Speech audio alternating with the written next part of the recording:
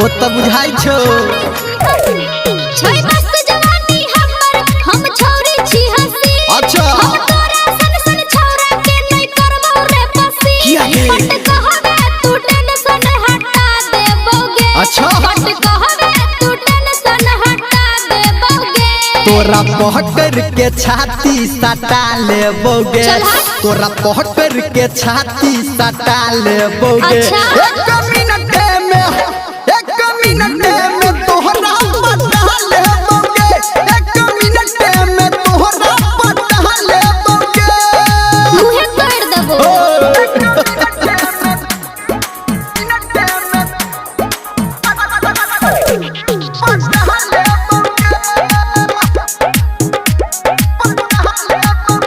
अभी आप सुन रहे हैं धर्मेंद्र निर्मलिया को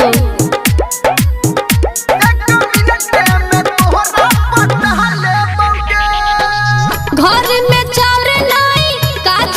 और नहीं करे छे खाली फुटानी तुरे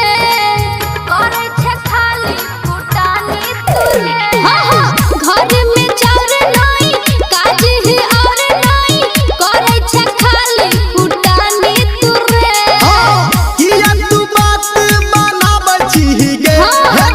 हमरा तू झूठो गरियाब छीगे रे बात कहबो त कहबे घटा देबोगे कहिया रे जा? सच कहबो त कहबे घटा देबोगे तोरा पहकर के पहचा सटा लेबोगे अच्छा। तोरा पहकर के पहचा सटा लेबोगे एक मिनट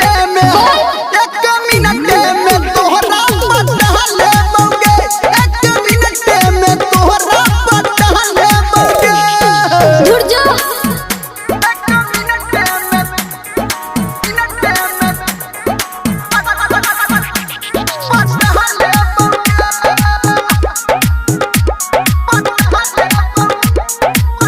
अभी आप सुन रहे हैं सावरिया म्यूजिक सुनधारा में अंदर हमरा अंदर तोहर कोनो सेटिंग नहीं छौ रे छौरा हो तो हम लागले छियो हां सुनधारा में अंदर हमरा अंदर तोहर कोनो सेटिंग नहीं छौ राइटर सनटू के काट छीगे हे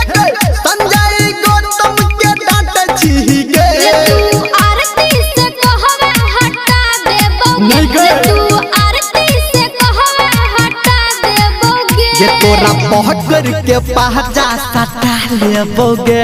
तोरा पहकर के पहचा सटा लेबोगे एक मिनट में तोहरा पटा लेबोगे एक मिनट में तोहरा पटा लेबोगे छै मस्त जवानी हमर हम छौरी छी हंसी हम तोरा सन सन छौरा के नहीं करबो रे पसी पट कहबे तू टेंशन हटा देबोगे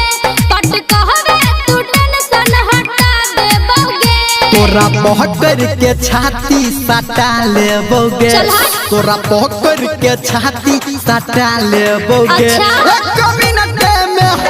एक मिनट में तोहरा पटा लेबोगे एक मिनट में तोहरा पटा लेबोगे बुझली गे जा मुहे